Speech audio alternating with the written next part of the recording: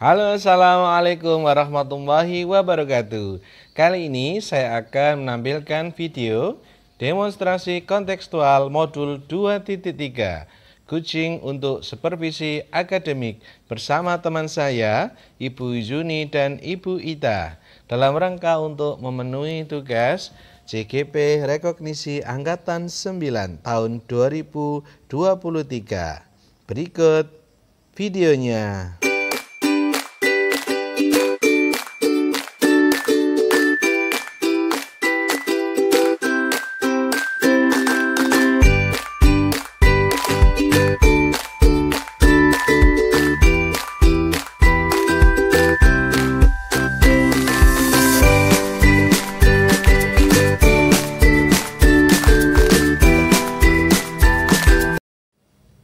Saat ini saya sudah pada langkah demonstrasi kontekstual, yaitu saatnya saya berlatih mempraktekkan percakapan kucing secara triad 3 orang yang terdiri dari 3 siklus.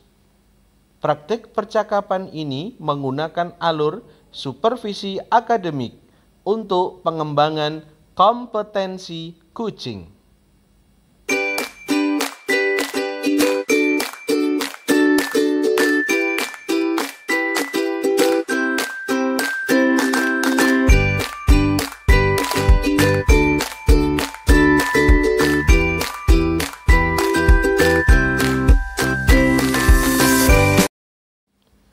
Tujuan pembelajaran khusus. CGP dapat melakukan praktik kucing dengan CGP lain untuk membantu mengembangkan area kompetensi kucing pada konteks pembelajaran atau keseharian CGP.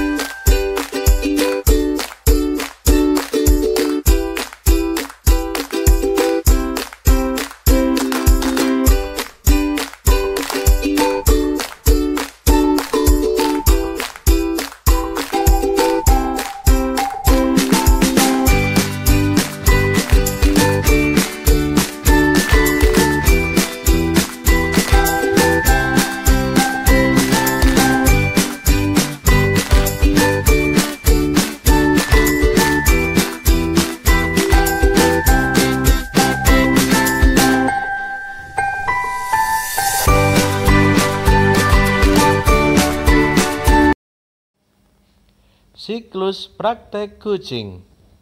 Di sini saya berperan sebagai supervisor, dibantu teman saya, Ibu Yuni sebagai coach dan Ibu Ita sebagai coachee.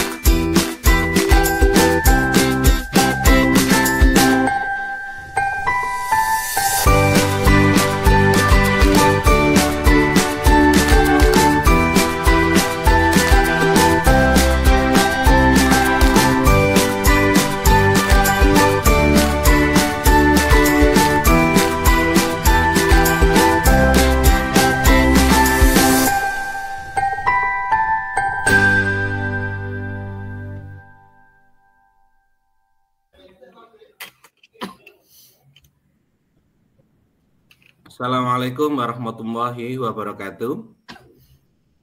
Perkenalkan, kami dari calon guru penggerak rekognisi Angkatan 9.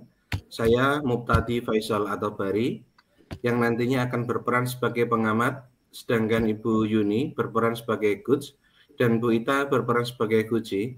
Pada kesempatan kali ini, kami akan melakukan praktek coaching dengan alur tirta. Mari kita mulai. Assalamualaikum Bu Yuni, apa kabar hari ini? Waalaikumsalam warahmatullahi wabarakatuh. Alhamdulillah Bapak sehat selalu. Bagaimana perasaannya hari ini, Bu?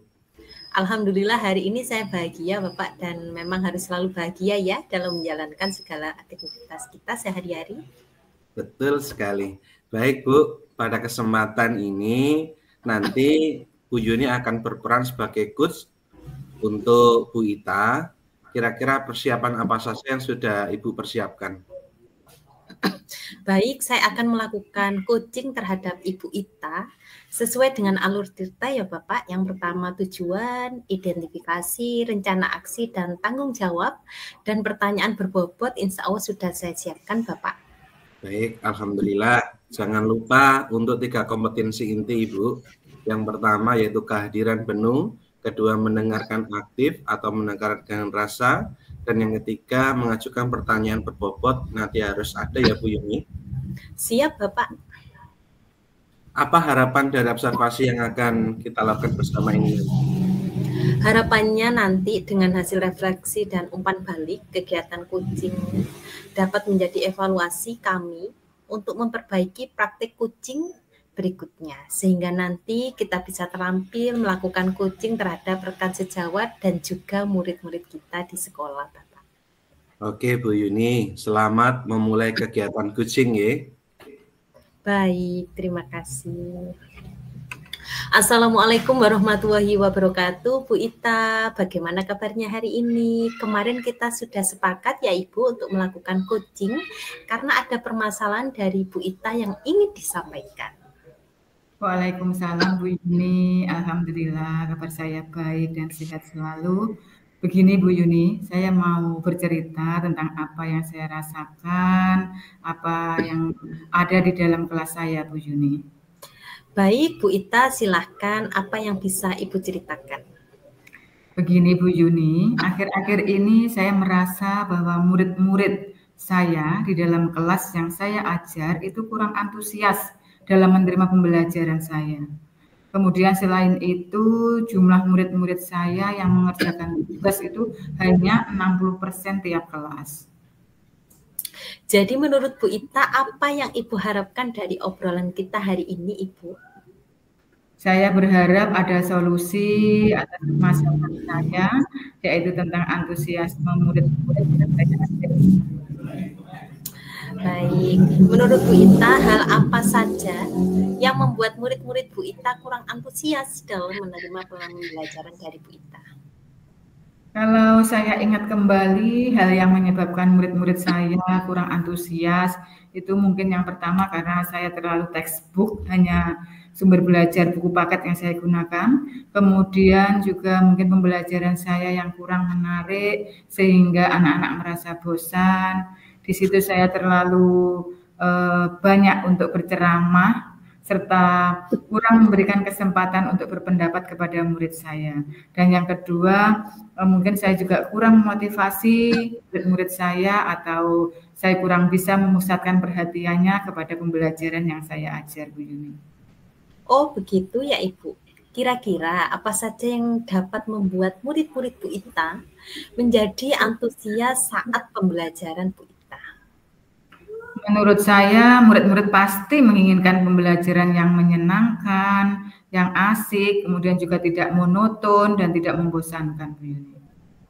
Wah, saya sependapat dengan yang Ibu Ita sampaikan. Lalu menurut pendapat Bu Ita, apa saja yang bisa membuat murid-murid asik dan tidak bosan saat pembelajaran Bu Ita? Menurut saya, pembelajaran tersebut harus terpusat pada murid. Kemudian di situ murid diminta untuk aktif dalam pembelajaran. Kemudian saya juga harus sering melakukan ice breaking ataupun games yang menarik sehingga pembelajarannya nanti akan lebih menarik lagi. Wah, saya sependapat sekali dengan apa yang Bu Ita sampaikan ya. Lalu bagaimana dengan tugas yang Bu Ita berikan kepada murid-murid Ibu? Apakah penyebabnya sehingga kurang antusias dalam pengumpulan tugasnya, Ibu? Iya, kemungkinan karena tugas yang saya berikan itu terlalu banyak, Bu Yuni. Dan di situ banyak sekali pertanyaan yang ada tanpa saya memikirkan kira-kira sumber belajar apa yang nanti yang bisa dipakai siswa-siswi, kemudian juga sumber belajar yang beragam dan mengasihkan. Di situ saya kurang memberi kesempatan untuk anak-anak bisa menggali referensi sendiri. Kalau boleh tahu, Bu Ita menggunakan sumber belajar apa saja di kelas? Saya biasanya hanya menggunakan buku teks yang ada di perpustakaan, Bu. Adakah sumber belajar selain buku teks, Ibu? Saya pikir banyak ya, Bun ya. Sumber belajar bisa kita dapatkan dari video-video yang ada di YouTube, kemudian juga aplikasi seperti Quizizz, Kahoot, bahkan sekarang yang ramai juga ya, di TikTok itu banyak sekali tentang pembelajaran-pembelajaran yang diekspos di situ, kemudian juga mungkin dari tulisan ilmiah dan sebagainya, Bu Yuni. Iya, betul sekali Bu Ita. Saya yakin sekali bila Bu Ita bisa menggunakan berbagai sumber belajar, pasti akan membuat murid-murid semangat dan antusias dalam pembelajaran bahasa Inggris. Jadi, sekarang apa rencana Bu Ita untuk menyelesaikan permasalahan ini? Rencana saya yang pertama, saya akan merancang pembelajaran yang mengasihkan dengan menggunakan sumber belajar yang bervariasi seperti pembelajaran di YouTube, di TikTok, kemudian juga menggunakan games yang menarik seperti Quizizz, Kahoot. Kemudian tentunya saya juga harus menerapkan ice breaking untuk memusatkan perhatian siswa. Kemudian yang kedua, saya juga akan memberikan tugas yang tidak terlalu banyak. Kemudian bentuk tugasnya, ini saya harus menyesuaikan dengan bakat dan minat murid-murid saya. Dan tentunya saya akan belajar terus, Bu Yuni, untuk melakukan pembelajaran berdiferensiasi, sehingga murid tidak merasa kita paksa, tetapi mereka akan merasa senang untuk mengerjakan tugasnya. Misalnya kita juga memberikan kebebasan kepada siswa-siswi kita ya, produk tugasnya bisa berupa drama, lagu, puisi, pantun, laporan, dan sebagainya. Seperti itu mungkin Bu Yuni. Bagus sekali rencana Bu Ita ya, mudah-mudahan berhasil ya Ibu. Nah, apa komitmen Bu Ita terhadap rencana Bu Ita tadi? Saya berkomitmen untuk selalu membuat rencana pembelajaran yang mengasihkan, kemudian juga menggunakan banyak sumber belajar untuk mengeksplorasi materi sehingga murid-murid saya dapat menjalankan pembelajaran yang menyenangkan. Jadi merdeka belajarnya terwujud di situ, Bu Yuni. Kemudian juga tidak ada paksaan dan saya akan memberikan kebebasan kepada murid-murid saya untuk memilih sumber belajar yang mereka sukai. Wah, bagus sekali Bu Ita, saya sangat mendukung ya Ibu. Mudah-mudahan semua berjalan dengan lancar dan sesuai dengan yang diharapkan. Terima kasih Bu Yuni untuk waktunya.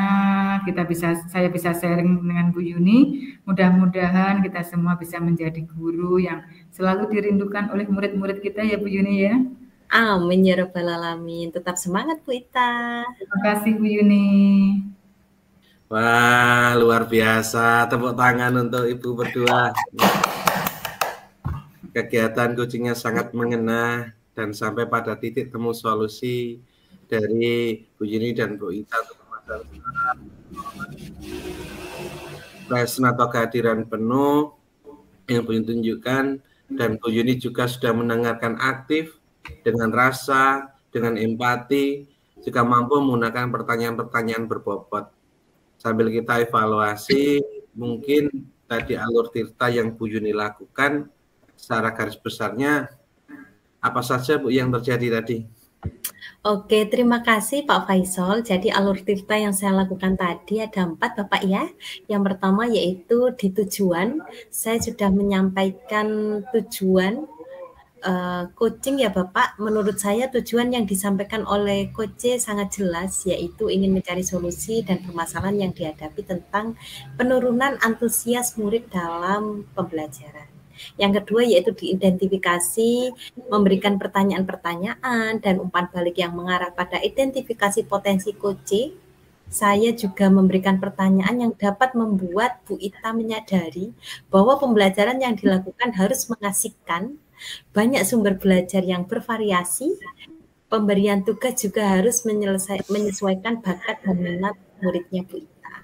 Untuk yang ketiga, di rencana aksi, memberikan pertanyaan-pertanyaan dan umpan balik mengenai rencana aksi coaching dalam menyelesaikan permasalahannya. Saya sudah memberikan pertanyaan yang dapat membuat Bu Ita merencanakan hal-hal dalam menyelesaikan permasalahannya, baik tentang antusias murid dalam pembelajaran. Dan yang terakhir, ditanggung jawab, memberikan pertanyaan-pertanyaan dan umpan balik mengenai komitmen Bu Ita dalam menjalankan rencana aksinya. Saya juga menanyakan ya Bapak tentang komitmen terhadap rencana yang diambil oleh Bu Ita dan ternyata membuat Bu Ita menjadi yakin akan keputusan dalam solusi yang sudah Bu Ita ambil. Mantap Ibu. Secara keseluruhan, apabila saya kasih skor penilaiannya untuk kegiatan coaching ini sangat baik, yaitu skor 4 Bu. Alhamdulillah, terima kasih. Keren sekali. Untuk kegiatan coaching seperti ini, selain kita tetapkan pada rekan sejawat kita, sebagai guru juga harus menerapkan ke peserta didik kita. Dari diskusi kita ini, apa yang sudah terbayang akan Ibu lakukan untuk meningkatkan lagi performa coaching? Untuk kedepannya saya akan sering melakukan praktek coaching ya Bapak terhadap rekan sejawat dan murid saya apabila mereka menghadapi permasalahan di kelas ataupun di sekolah. Kebetulan di sekolah saya juga diberikan amanah menjadi seorang kepala sekolah Bapak. Jadi proses coaching ini, praktek coaching ini sangat bermanfaat khususnya saat mensupervisi teman-teman secara berkala di kelas masing-masing. Terima kasih Bapak ya. Sama-sama Bu, saya juga terima kasih untuk kegiatan coaching hari ini yang sangat luar biasa. Sukses selalu Bu Yeni. Iya Bapak, terima kasih. Assalamualaikum. Waalaikumsalam.